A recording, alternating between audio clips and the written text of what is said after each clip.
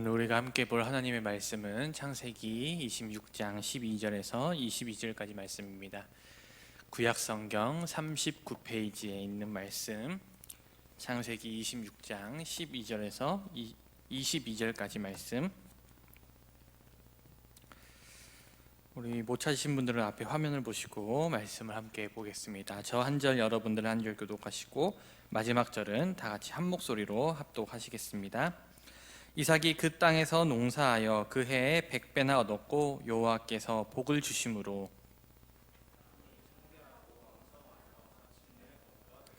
양과 소가 때를 이루고 종이 심이 많음으로 블레셋 사람이 그를 시기하여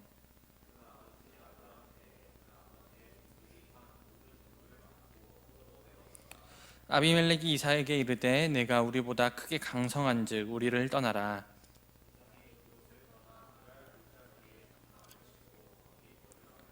그 아버지 아브라함 때 팠던 우물들을 다시 팠으니 이는 아브라함이 죽은 후에 블레셋 사람이 그 우물을 메웠음이라. 이삭이 그 우물들의 이름을 그의 아버지가 부르던 이름으로 불렀더라. 그날 목자들이 이삭의 목자와 다투어 이르되 이 물은 우리의 것이라 하며 이삭이 그 다툼을 말미암아 그 우물의 이름을 에색이라 하였으며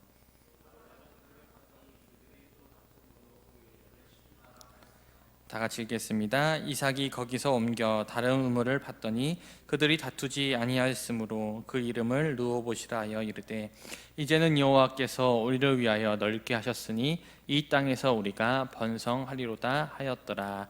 아멘. 오늘 우리가 함께 읽은 본문 말씀을 중심으로 가시덤불 속에서 길을 찾다라는 제목으로 함께 은혜를 나눠보려고 합니다.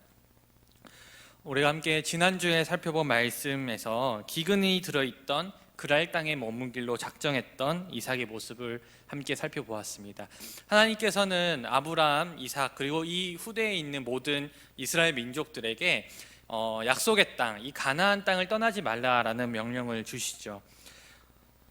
이삭은 이 기근이 들어있었음에도 불구하고 그 땅을 떠나지 않기로 결단합니다. 물론 그의 이삭 역시 아버지처럼 자신의 아내를 누이라고 속이는 실수를 저지르기도 했지만 하나님께서는 그랄 땅에 머무기로 결정했던 이삭의 그 믿음의 결단을 보시고 하나님이 약속하신 대로 이삭과 가족을 보호해 주시고 또 그 땅에 머물기로 한 이삭에게 큰 복을 주셨습니다. 결국 이삭이 그랄에 머무는 동안 그는 무엇을 하든지 다 잘 되어서 많은 부를 쌓았습니다. 그는 그곳에서 많은 짐승을 거느리게 되었고 심지어 기근이 들어있는 땅에서 곡식을 심어 100배의 수확을 거두게 되었습니다. 물론 기근이 들어있는 땅에서 100배의 수확을 거둔다는 건 현실적으로 불가능한 일이었지만 이삭이 하나님 말씀에 순종하자 이삭은 현실을 뛰어넘는 결과를 맛보게 된 것이죠. 이러한 이삭의 모습을 통해서 우리는 지난주에 아무리 척박한 현실 속에 우리가 살아간다 할지라도 하나님의 말씀에 순종하면 그 하나님의 약속을 믿는 사람들은 결국엔 현실을 뛰어넘어 하나님 나라의 풍성함을 맛보게 될 것이라는 사실을 깨닫게 되었죠. 하지만 오늘 말씀을 보니까 이 하나님의 약속의 땅에 머물렀던 이삭 그리고 하나님의 축복을 받은 이삭이 늘 평안하지는 않았던 것 같아요. 이삭은 또다시 어려움에 직면하게 됩니다. 바로 날이 갈수록 불어가는 그 이삭의 재물을 보고 재산을 보고 그랄 땅에 먼저 거주하던 사람들이 이삭을 시기하기 시작한 것이죠. 그것도 그럴 것이 이삭은 이방인이었습니다. 이방인이었던 이삭이 잠시 머물던 이 그랄 땅에서 농사를 지을 수 있었던 것은 그랄의 왕 아비멜렉이 특별히 그를 배려해 주었기 때문이었을 거예요. 그러나 그들의 땅은 전부 기근이 들어있는데 이방인이었던 이삭에게 잠시 빌려준 땅에서 100배의 수확이 나오니 질투가 나기 시작한 것이죠. 그리고 그랄 사람들은 단순히 질투하는 것에서 멈추지 않았습니다. 그들은 질투를 원동력으로 삼아서 아주 적극적으로 움직이기 시작했어요. 이삭은 이전에 자신의 아버지 아브라함이 그랄 땅에 머물렀을 때 아브라함이 파놓았던 그 우물들을 사용하고 있었는데 그랄 주민들이 그 모든 우물을 다 메워버렸던 것이죠.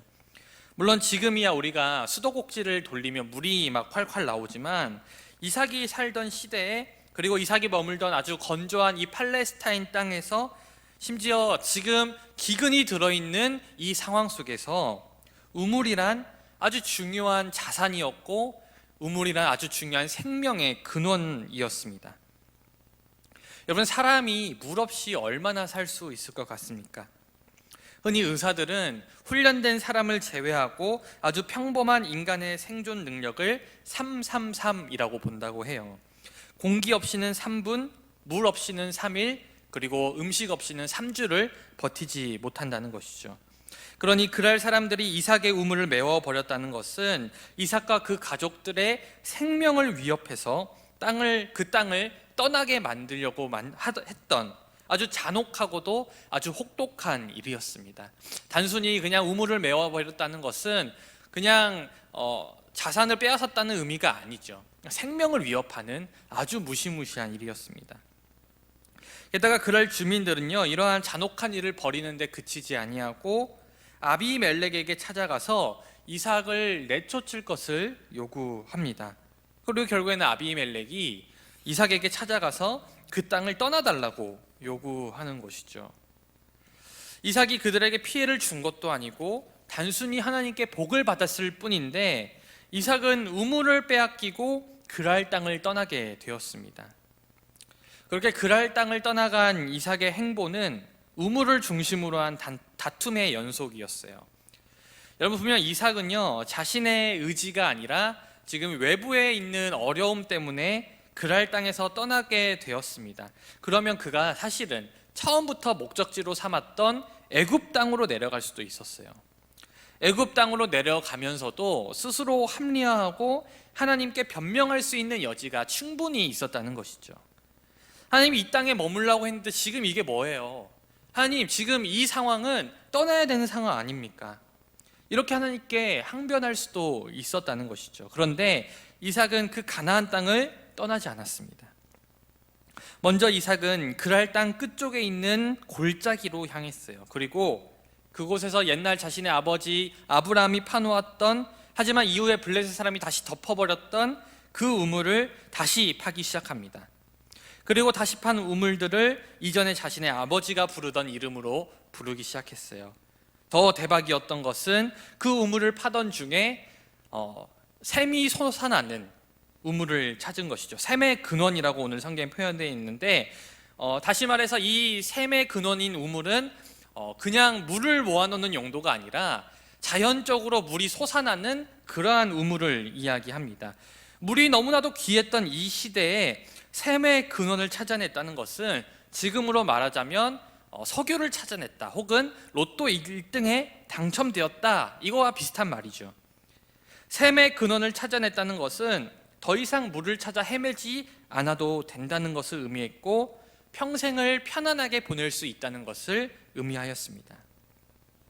그런데 시기심과 질투심에 불타던 그랄 사람들이 그 꼴을 가만히 두고 보지 않았던 것이죠.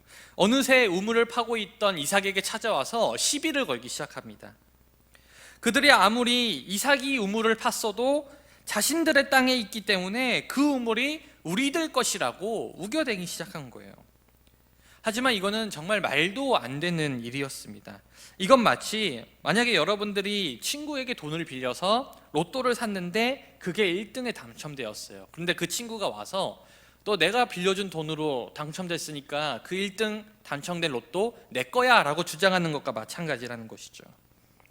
게다가 창세기 21장을 보면 과거 아브라함이 이 그랄 땅에 머물렀을 때 아비멜렉과 아브라함이 서로 언약을 맺는 장면이 나오는데, 그 언약에서 아브라함은 자신이 판 우물에 대한 소유권을 인정받는 장면이 등장합니다.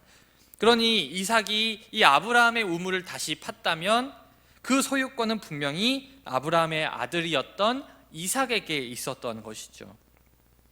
지금 그러니까 이삭이 처한 상황은 정말 말도 안 되는 억울한 상황인 것이죠. 우리 아버지의 우물이었고 내가 그걸 다시 파서 물이 솟아났는데 그 땅에 있던 사람들이 그걸 내놓고 떠나라고 이야기하는 것입니다. 하지만 이삭은 아무 말도 하지 않고 우물을 내어준 뒤 다른 우물을 찾아 나섭니다. 이삭은 떠나면서 그 우물의 이름을 다툼이라는 뜻의 에색이라고 불렀어요. 그리고 이삭은 또 다른 우물을 팠습니다. 하지만 이삭이 판 우물을 빼앗는데 재미를 붙인 이 그랄 목자들이 또 몰려와서 두 번째 우물에 대해서도 시비를 걸었어요. 이쯤 되면 이들에게 항변할 법도 하죠. 이쯤 되면 이들에게 왜 나에게 시비를 거냐고, 이거 내 거 아니냐고 그렇게 이야기할 법도 합니다. 이삭은요, 굉장히 하나님의 축복을 많이 받았어요. 그래서 수많은 짐승들과 수많은 종들을 거느리고 있던 사람이었습니다. 오늘 이삭이 그 땅을 떠나게 된 이유도 아비멜렉이 이야기하기론 그 이삭이 너무 강성해져서 떠나라고 얘기했다는 것이죠. 그들에게 위협이 되기 때문에 떠나라고 이야기했다는 것입니다. 그 말은 이삭의 이 우물을 빼앗는 목자들에 대해서 이삭이 충분히 대응할 수 있는 재산도 그리고 인력도 있었다는 걸 의미하는 것이죠. 그런데 이삭은 그들과 싸우지 않습니다. 다시 우물을 내어줘요. 그리고 이번엔 그 우물의 이름을 대적함이라는 뜻의 신라라고 불렀습니다. 사랑하는 여러분, 오늘 이삭은요, 어려움에 봉착하게 되었습니다. 오늘 이삭이 겪게 된 어려움이 무엇입니까? 하나님의 축복을 받은 이삭을 주변 사람들이 시기하고 질투하여서 그의 우물을 빼앗기 시작한 것이죠. 그리고 이러한 모습을 통해서 우리가 주목해 보아야 될 사실, 또 깨닫게 되는 사실이 있습니다. 이삭에게 이 하나님의 축복이 임하고 있는 것은 사실이지만, 이삭이 하나님의 축복을 받은 건 사실이지만, 이삭이 받았던 이 하나님의 축복이 결코 주변의 시기심과 질투까지는 잠잠하게 하지 못했다는 점이죠. 왜 이런 일들이 벌어질까요? 분명히 하나님의 축복을 받았는데 왜 그 축복을 빼앗기는 일들이 지금 벌어지고 있는 것입니까? 바로 죄가 이 세상에 들어왔기 때문이고, 죄로 인해서 우리가 살아가고 있는 세상이, 그리고 모든 사람들이 악하기 때문이에요. 이미 하나님께서는 이러한 일이 생길 것이라고 창세기 3장에 말씀해 주십니다. 아담과 하와가 선악과를 따먹은 이후에 죄가 이 세상에 들어오자 하나님께서는 창세기 3장 18절에 이렇게 말씀하십니다. 땅이 내게 가시덤불과 엉겅퀴를 낼 것이니라. 여러분, 이게 무슨 말입니까? 이 땅이 죄로 인해서 망가졌기 때문에 이 땅에서 우리가 수고한다 할지라도, 이 땅에서 우리가 땀 흘린다 할지라도 우리가 수고하고 땀 흘린 만큼 수확을 얻지 못할 것이라는 말이죠. 다시 말해서 우리가 하나님이 우리를 축복해줘서 하나님의 복을 받은 사람이라고 할지라도 여전히 이 땅에는 해결되지 않은 가시덤불이 있어서 그 축복을 우리가 온전히 가져가지 못할 수도 있다라는 말을 하고 계시는 것입니다. 여러분, 실제로 이 세상은 죄악으로 가득 차 있고 서로 자신의 이익만을 주장하죠. 그래서 서로의 것을 뺏고 빼앗기는 일들이 벌어집니다.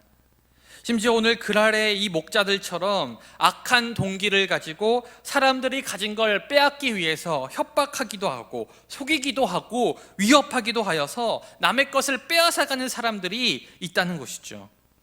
이러한 약탈자들, 이 약탈자들도 우리가 세상 속에서 마주하게 되는 이 가시덤불과 엉겅퀴의 일부라는 사실을 우리가 깨달아야 합니다.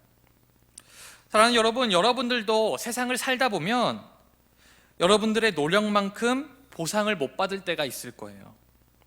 여러분들이 하나님으로부터 받은 축복을 세상과 세상 사람들이 그것을 빼앗아가고 약탈해가는 일들도 벌어질지도 모릅니다.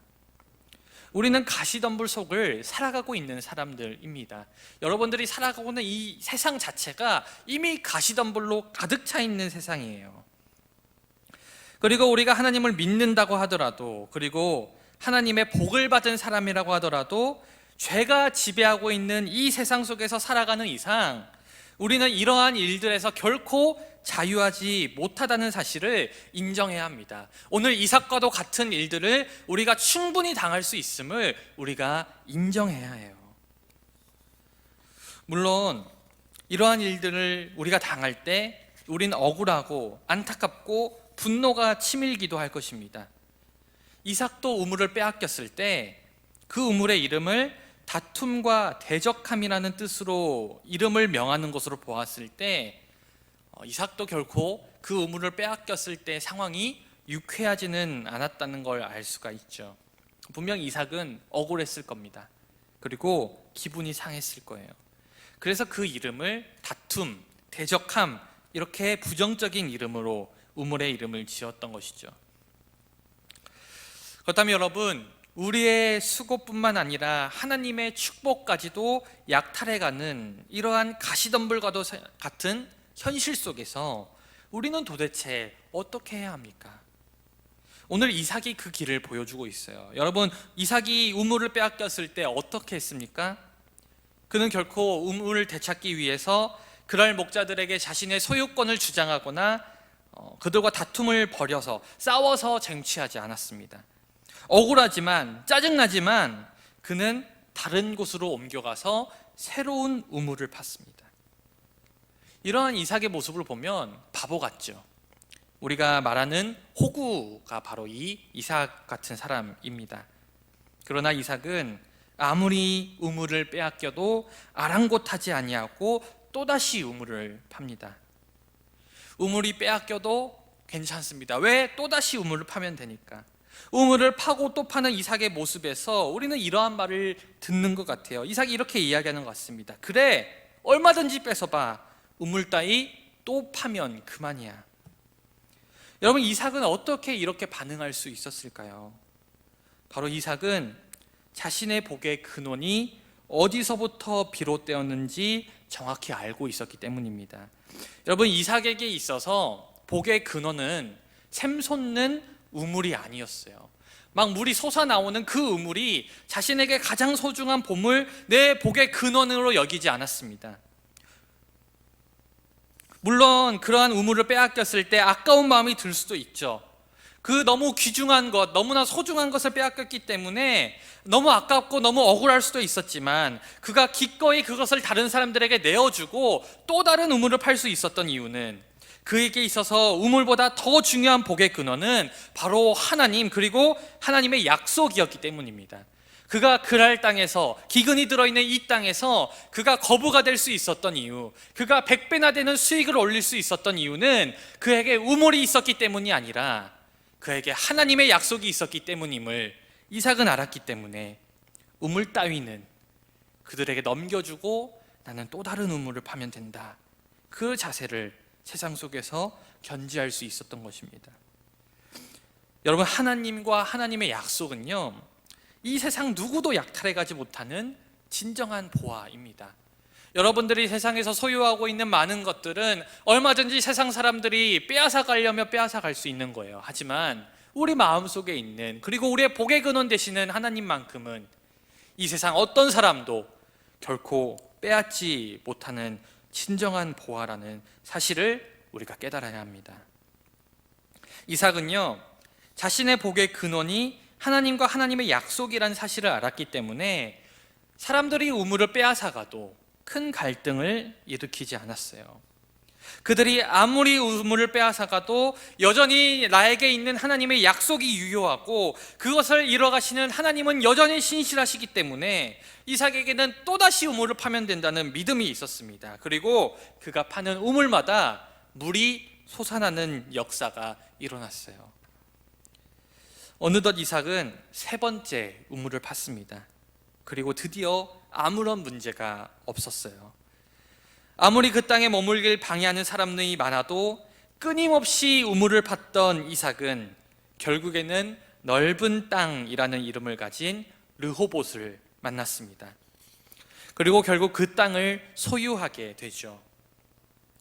마찬가지로 가시덤불이 가득한 세상이라 할지라도 실망하지 아니하고 끝까지 하나님의 약속을 믿고 우물을 파는 사람들은 결국에는 르호봇을 만나게 됩니다. 사랑하는 여러분, 우리가 이 세상에서 만나게 될 르호봇이 어디입니까?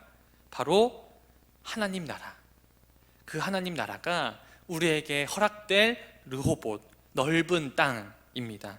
그리고 끝까지 우물을 파는 사람들은 결국에는 하나님 나라를 소유하게 될 것입니다. 사랑하는 여러분, 우리가 살아가는 세상은요, 가시덤불이 너무나도 많은 세상이에요. 서로 자신의 이익만을 주장하고 어떻게 하면 저 사람의 좋은 것들을 내가 빼앗아갈 수 있을까, 어떻게 하면 내가 좀 더 이익을 취할 수 있을까, 그것만 고민하면서 그것으로 다툼을 벌이는 세상이 바로 우리가 살아가는 세상입니다. 우리가 하나님을 믿고 하나님의 복을 받은 사람이라고 할지라도 그러한 것들이 결코 우리의 삶에서 우리가 겪을 여러 가지 어려움들과 주변의 적대적인 환경들을 잠잠하게 하지 못할 거예요. 여러분들이 하나님의 축복을 받은 사람이라 할지라도 세상은 여전히 이 모양 이 꼴일 것입니다. 그럴 때 우리는 하나님이 계신데 왜 우리의 삶이 고달픈지 의문을 가지죠. 하지만 그것은 결코 하나님이 계시지 않기 때문에, 혹은 하나님이 우리를 사랑하지 않기 때문에 그런 것이 아닙니다. 우리가 이러한 세상에 살게 된 것은 하나님 때문이 아니라 바로 죄 때문이에요. 죄로 인해 이 세상이 망가졌기 때문에, 하나님께서는 이 세상을 너무 아름답게 창조하셨지만 죄가 이 세상을 망가뜨렸기 때문에, 하나님은 우리를 하나님의 형상으로 만들었지만 죄가 우리의 인간성을 말살시켰기 때문에 여전히 이 세상에는 아픔과 슬픔과 어려움이 존재합니다. 그러니 하나님이 계심에도 불구하고 우리의 삶이 고달픈 것이 아니라 죄로 우리의 삶이 고달프기 때문에 우리에게는 하나님이 꼭 필요한 것입니다. 왜냐하면 하나님을 만난 사람들, 그리고 하나님의 자녀들은 고달픈 이 세상 속에 살아가면서도 이삭처럼 묵묵하게 계속 우물을 팔 수 있는 힘과 능력을 얻게 되기 때문입니다. 그리고 우리도 이삭처럼 나의 앞길이 계속해서 막힌다 할지라도, 하나님의 축복이 계속해서 빼앗긴다 할지라도 끊임없이 우물을 파고 살아가다 보면 우리에게도 르호봇같이 넓은 땅, 바로 하나님의 나라가 기다리고 있을 줄 믿습니다. 사랑하는 여러분, 앞이 보이지 않는 가시덤불 속에서 하나님만이 우리의 길이 되십니다. 세상 사람들은 가시덤불 속에서 길을 찾지 못할지라도 여러분들은 그 길을 찾아서 하나님이 예비하신 르호봇을 만나시기를 주님의 이름으로 간절히 축원드립니다. 우리 이 시간 찬양하면서 결단하는 시간 갖도록 하겠습니다. 우리 예수로 사는 인생, 마지막으로 했던 찬양 우리 함께 하시면서 결단하도록 하겠습니다.